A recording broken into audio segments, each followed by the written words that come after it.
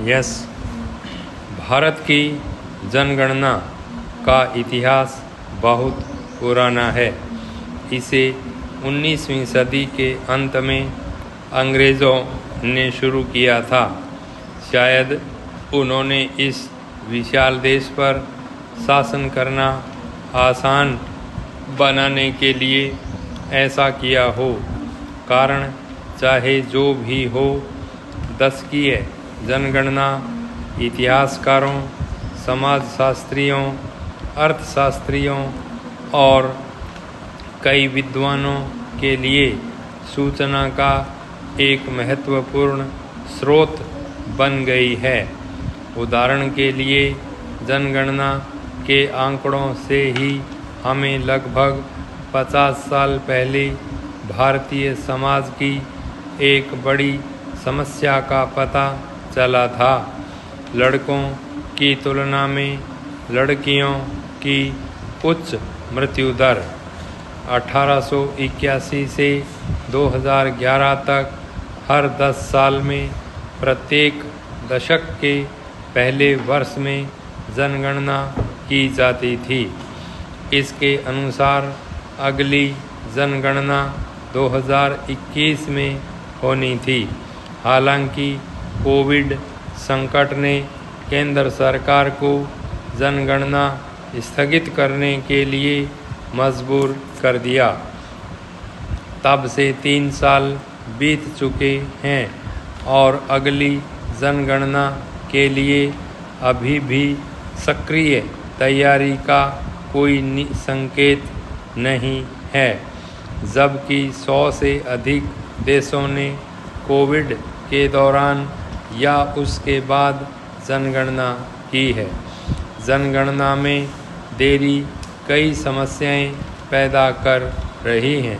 उदाहरण के लिए, हम 2011 के बाद से साक्षरता की प्रगति का आकलन करने में असमर्थ हैं।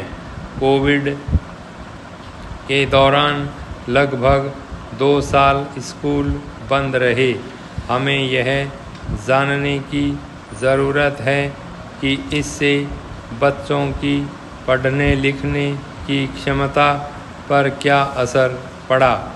जनगणना कई अन्य उद्देश्यों के लिए भी महत्वपूर्ण है, जैसे यह प्रवासी श्रमिकों के बारे में जानकारी का स्रोत है।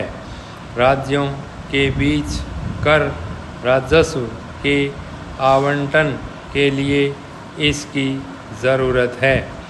इसका उपयोग कई सर्वेक्षणों के लिए एक रूपरेखा के रूप में किया जाता है। जनगणना के आंकड़ों की आवश्यकता का एक और कारण है। राष्ट्रीय खाद्य सुरक्षा अधिनियम में सार्वजनिक वितरण प्रणाली का न्यूनतम कवरेज ग्रामीण क्षेत्रों में 75% और शहरी क्षेत्रों में 50% निर्धारित किया गया है। 2013 में अधिनियम के लागू होने के बाद ये अनुपात 2011 की आबादी पर लागू किए गए और 80 करोड़ व्यक्ति सस्ते अनाज के हकदार बने। यदि वही अनुपात वर्तमान आबादी पर लागू किए जाते तो शायद आज अन्य 10 करोड़ लोग सस्ते अनाज से लाभान्वित होते। दूसरे शब्दों में, आज लगभग 10 करोड़ लोग जन वितरण प्रणाली से वंचित हैं, क्योंकि सरकार पुरानी जनगणना के आंकड़ों का उपयोग कर रही है। संविधान के 84वें संशोधन के अनुसार अगला परिसीमन 2026 के बाद पहली जनगणना के आधार पर किया जाना है। परिसीमन का अर्थ है निर्वाचन क्षेत्र की सीमाओं का नवीनीकरण। अंतर्राज्यीय परिसीमन यह सुनिश्चित करता है कि लोकसभा सीटों में विभिन्न राज्यों की हिस्सेदारी कमोबेश उनकी जनसंख्या हिस्सेदारी के बराबर हो।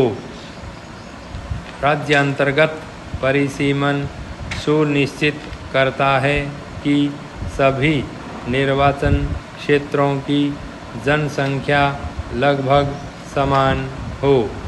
1973 के बाद से अंतर्राज्यीय परिसीमन नहीं किया गया है। इस बीच भारत के उत्तरी राज्यों की आबादी दक्षिणी राज्यों की आबादी की तुलना में तेज़ी से बढ़ी है। इसलिए आबादी में उत्तरी राज्यों का हिस्सा आज 1973 की तुलना में ज़्यादा है। अंतर्राज्यीय परिसीमन के बाद लोकसभा में इन राज्यों का हिस्सा बढ़ जाएगा और दक्षिणी राज्यों का हिस्सा घट जाएगा।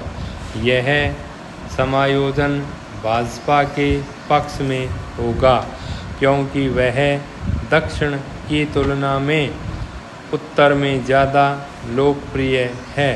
संभव है भाजपा 2029 के चुनाव से पहले परिसीमन करवाना चाहती हो।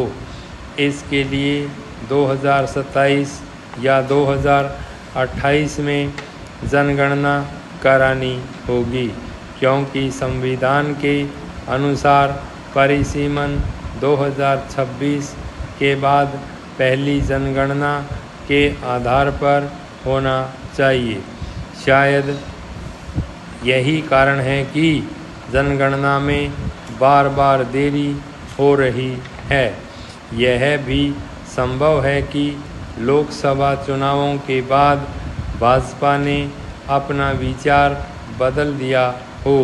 पहला, दक्षिण में भाजपा की लोकप्रियता बढ़ी है और उत्तर में कुछ स्थानों पर गिरावट आई है। दूसरा, परिसीमन के कारण दक्षिण भारत में कुछ विरोध प्रदर्शन होने की संभावना है। शायद भाजपा जनगणना जल्दी कराने का फैसला ले और अगली जनगणना के बाद परिसीमन को स्थगित कर दे। भाई स्टॉप।